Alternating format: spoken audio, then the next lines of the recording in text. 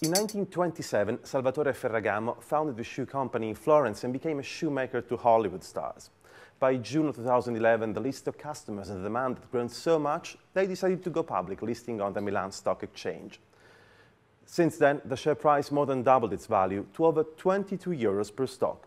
Joining me in Milan today to tell us more about this family business is CEO Michele Norsa. Welcome to Inside Knowledge. Good morning, nice to meet you. You're not a Ferragamo family member. When and how were you brought on board, and what was it like to take the reins of a family firm? I must say I am quite a special manager in the industry because I've been working for more than 35 years only and exclusively for a family-controlled company, listed or non-listed. So I was coming from a long time experience with brands, company like Mondadori, Rizzoli, Benetton, Mazzotto, where the family was still an important engine of ideas, control of a brand and the image, and at the same time companies which have evolved into public companies. The opportunity of Ferragamo was quite unique because Ferragamo is one of a few brands with such a long history, heritage, absolute integrity, one name only, so it is really the epitome of what luxury should be in the new centuries. The timing was probably right for the family because they were getting into the third generation for the size of a company, which was becoming to a critical mass, which could be interesting for an IPO. And it was probably the opportunity to make this jump into a different league, getting in the top luxury brands worldwide. Before leading Ferragamo to the IPO, you also led Valentino. It was another time, 2005. So what were the main differences between these two important IPOs in the Italian luxury business? The experience on Valentino was a demerge of a company, was a spin-off, so somehow was different in the technical structure, but it was very similar in the term of taking a brand, a very famous, very global brand with worldwide awareness to the stock market and realizing how the stock markets can become also a booster of the growth of a brand and notoriety of a brand. Valentino happened in a time where probably the stock markets were nicer because it was 2005, so it was just before the big crisis of 2008. The market was more eager, interested into the fashion industry.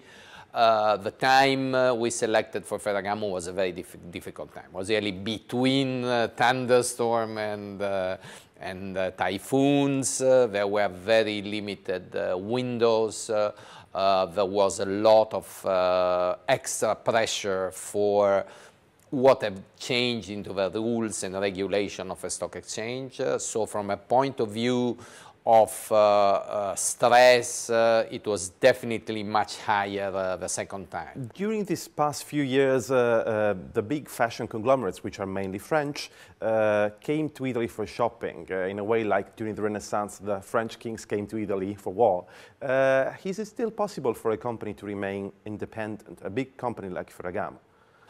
I would say this is a question we asked to ourselves inside the company 7 years ago when I joined. 5, 6 years down the road, we definitely have a size which keeps us, as I mentioned before, in a different league. We have a visibility as a global brand, which means it is not impossible to remain independent. I can imagine the next 5 to 10 years going to see some of Ferragamo size company becoming even bigger. You have example of Hermes or Prada, talking about single company brands. Burberry got much bigger. I believe the critical mass size of a company, not only in terms of turnover, but organization presence, is going to be crucial. So it is very, very important to grow, to keep growing and keep growing faster than the market in order to take market share. And what are the main drivers for this growth? I mean, I'm thinking of the new markets. Are they the real drivers? I think this is one of the challenges. Trying to understand what is going on in Brazil, the slowdown of a potential possible growth of luxury in India. All these elements have become fundamental because the mature market, let's say Europe, United States, Japan, they have become even more mature in terms of local consumption. So we can expect a decent growth, but we cannot expect much more. If I go back and look to the last 3 years where our turnover increased almost by 50%, I cannot imagine that the same customers bought 50% more. I think we started talking and getting in touch with a different customer base. Is it all Asia? Not all Asia, but very important. Is China so big and so important in the global picture? Definitely yes. The growth of the emerging economy is definitely not only the booster, but is really the engine of the luxury industry. And is also the reason why the luxury industry has remained more resilient than most of other industries, and is looked to have a potential also in the near future.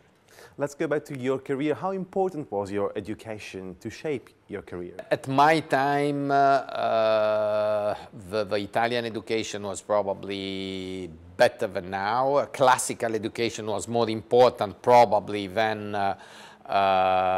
it is now.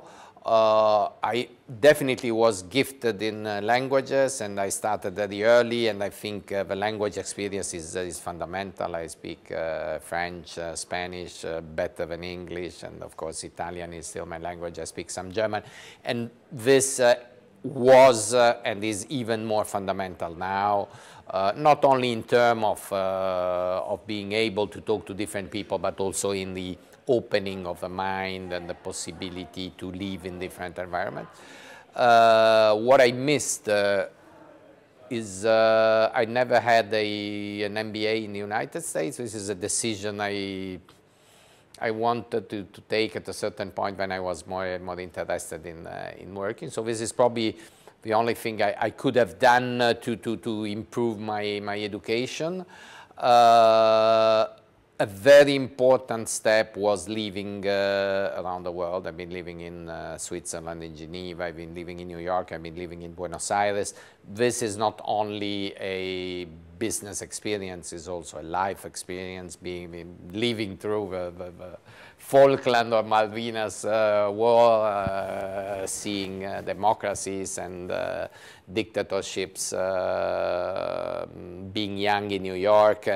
I think are experiences which help you to face the challenges of an industry which is so global. And being in a top position now, what, in your opinion, should be today one of the best educations for a person wanting to pursue a career in the fashion industry right now? I think we have become much less interested in where you come from in terms of studies. So we are hiring people, as we see in other industries, coming from a polytechnic or philosophy or fine arts, not necessarily business and administration are so important. So very often, I think a solid background in terms of culture is very important. And talking about culture, I'm talking also about history, art, geography. These are things which in our business are definitely much more important than probably working in the heavy industry or in chemical or pharmaceutical. So for us, is a part of what we have to do. What I would not suggest is to spend too much time studying. When I see people with a fantastic CV, but 28, 29, they have not got any real working experience, honestly, I don't appreciate very much. I think that you should start also playing in a real life when you are 24, 25 at the top of your energy. So a good... you better work.